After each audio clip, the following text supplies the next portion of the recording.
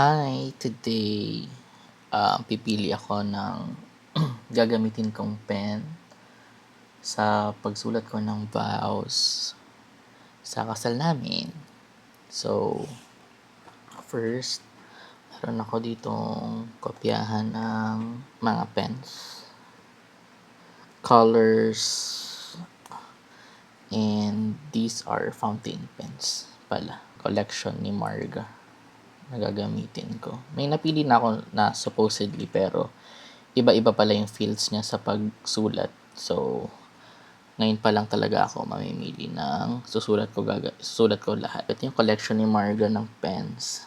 So, 1, 2, 3, 4, 5, 6, 7, 8, 9, 10. Tapos, meron pa dito. Ito sana yung bias ko. Kasi, mas manly siya tignan. Na pen, na fountain pen. This is a Kaweco student na black. Yan. Pero, tingnan pa natin kung saan ako maging comfortable na magsulat gamit ang fountain pen. So, ihuli na natin yung bias ko.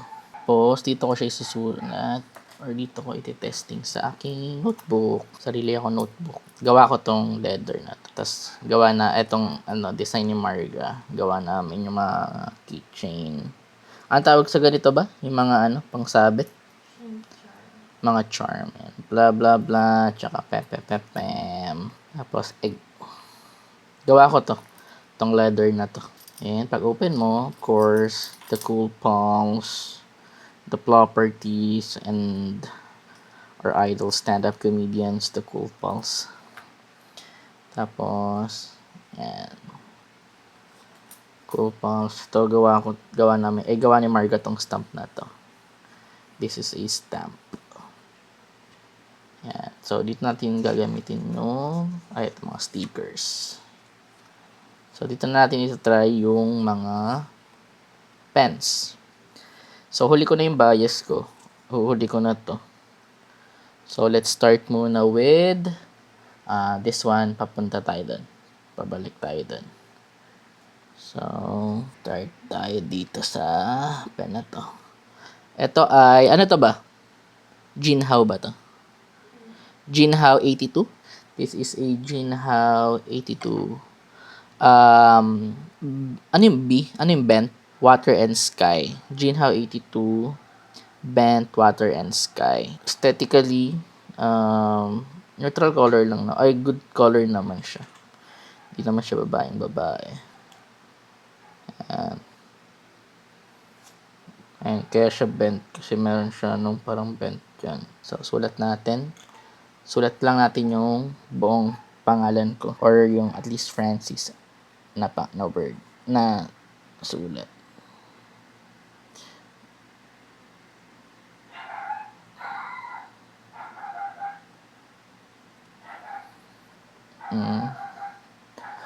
Makapal siya.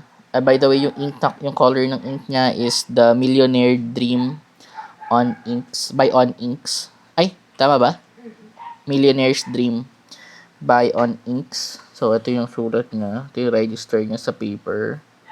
Makapal siya for me. Masyado siya makapal. Masyadong broad ata yung ink na gamit. Na nib.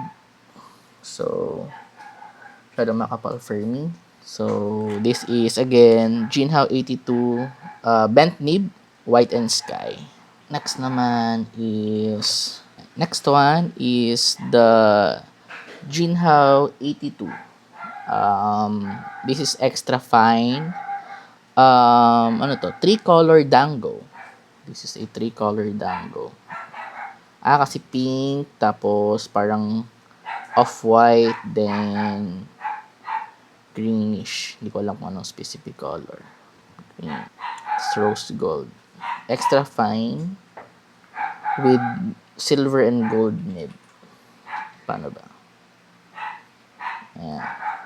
So, sulat natin. This is Francis.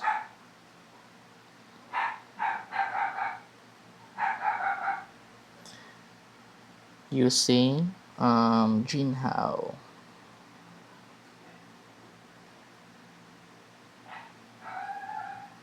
82.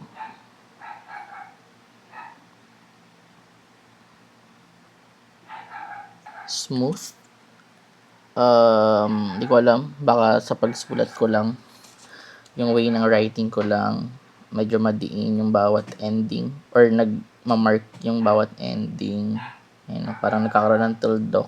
So, tingnan natin. Pero smooth, maganda yung ano. Sa weight niya, hindi siya sobrang bigat, hindi siya sobrang gaan. Entry level pen ba to ba? Or ano? Budget friendly, super budget friendly na pen. Etong Jinhao,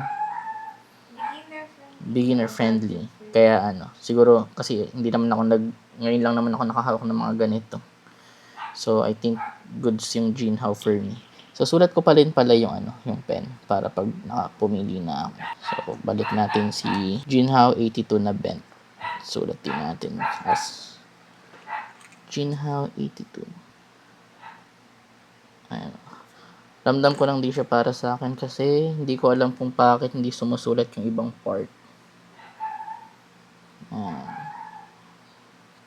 Next naman is the Pilot Kakuno. Sa Pilot Kakuno, this is a fine nib, clear case with Detox by Robert Oster na ink. Ano ba to? Pool. Yan. Susulat natin yung name ko.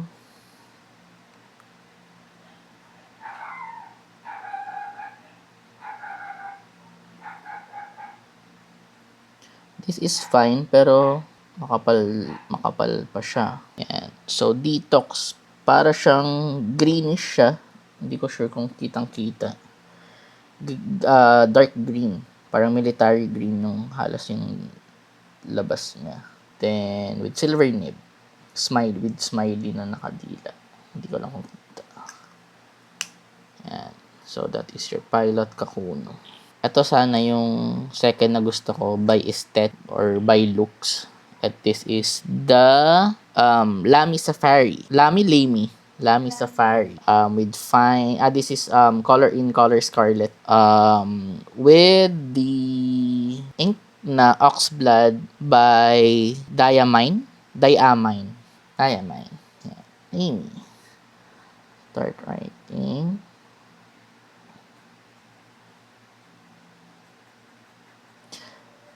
I think hindi ito pwede sa mabigat na kamay. And sis.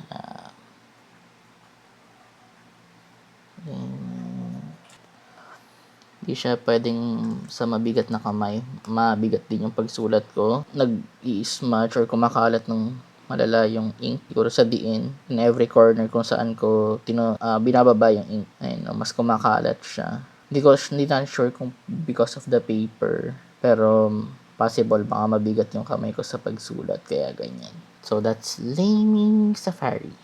Lamy Safari na fine nib. Next, this is Sailor. I think this is gift ko to kay Mark. Sailor.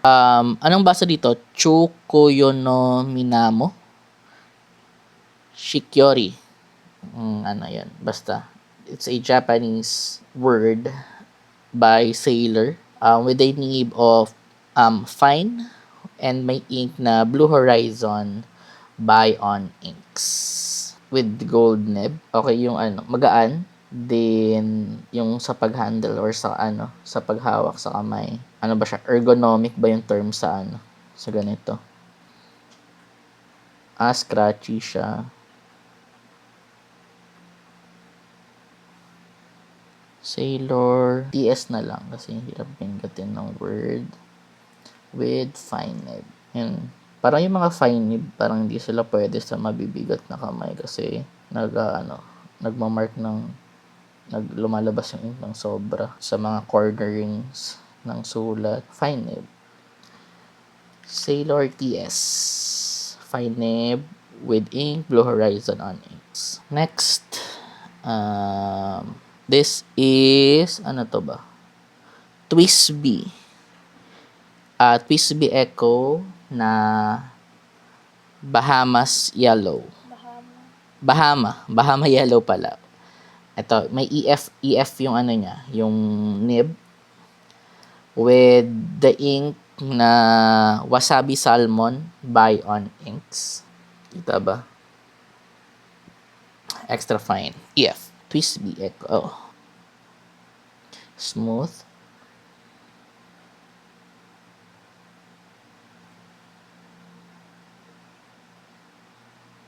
Malaki siya sa tignan, malaki yung itsura niya, pero magaan siya based sa looks niya. Magaan siya, and akala ko mahirap siyang, or yung ergonomic, yung pagkaka-handle is masyadong malaki, pero sakto lang pala sa kamay. And smooth din yung pag sinusulat siya, smooth lang din. So, ganda siya. Next is, this is Twisby Echo din, na fine naman, with the color na espresso.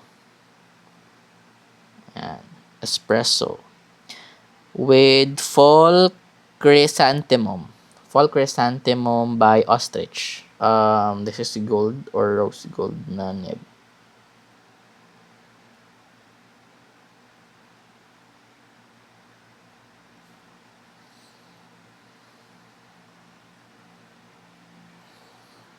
Makapal. Same yung feel din naman nung isa. Kaiba lang naman sila ng kulay. So, same comment. Pero maganda yung color ng ink. Mas gusto ko yung color neto. Yung ink neto. And that is your Fall Chrysanthemum na Ostrich. Next, we have Kaweco Sport na chocolate. Maliit lang siya. Small. May ink to na Butterscotch by Diamine. And this is a fine nib. Maliit siya sa pag hawak ko siya. To the point na para siyang mga Crayola yung dating. Next is,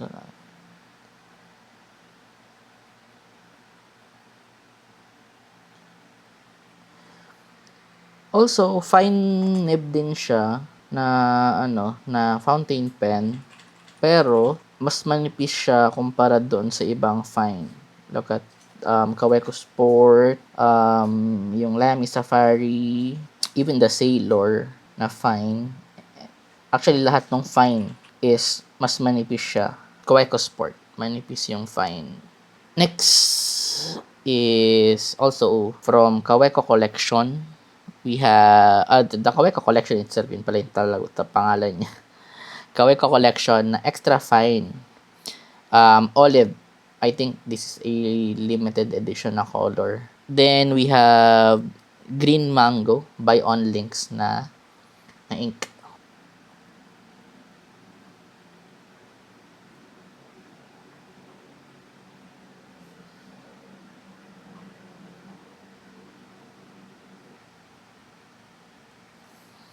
Yan. Kaweco Collection. Di ko makita yung difference nung fine sa extra fine. Pero ito, mas scratchy yung dating sa akin. Sa pagsulat, scratchy yung feels niya.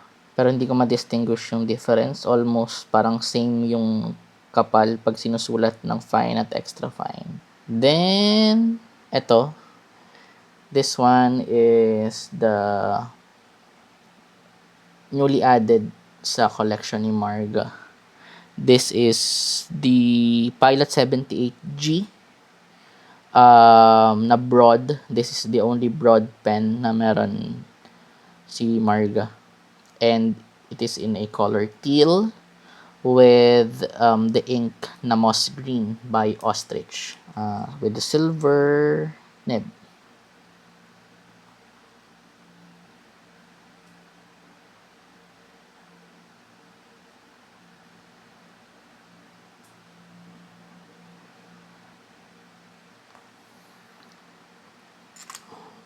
Pilot 78G na broad. Titingnan natin. This is a broad nib, pero mas mukhang makapal pa yung mga fine nib ng Twisby Echo, ng Lamy Safari, and yung bent. Of course, siguro mas makapal talaga siya kasi bent, ng Jinhao 82. Yung writing, ang ganda. Mas gusto ko siya sa rest nasulat, the way ko siyang isinulat. Hindi siya pinakamagandang sulat ko kasi hindi naman consistent yung handwriting ko. Pero maganda yung feels nung paghagod nung nib sa paper. And of course, the ink is maganda din. That is your Pilot 78G na broad. And lastly, yung bias ko na sana, pero ito gusto ko talagang gamitin sana sa pagsulat ng vows ko sa kasal namin. So, this is your Kaweco student na extra fine, color black,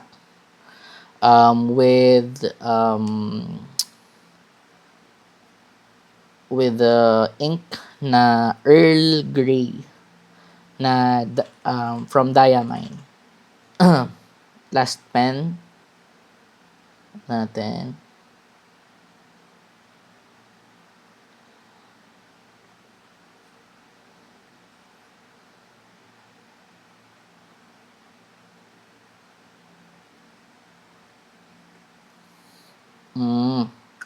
Almost the same yung feel nung pagsulat nila ni Pilot 78G.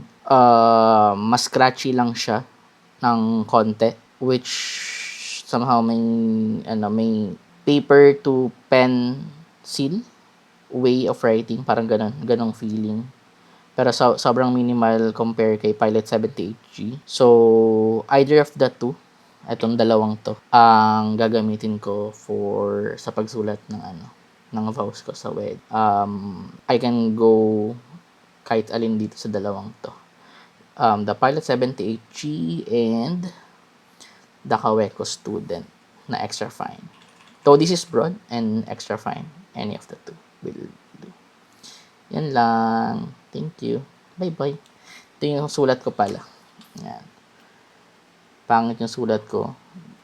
Paangat. Kasi walang linya kung saan ako magsusulat. Yan. Yan lang. Bye-bye.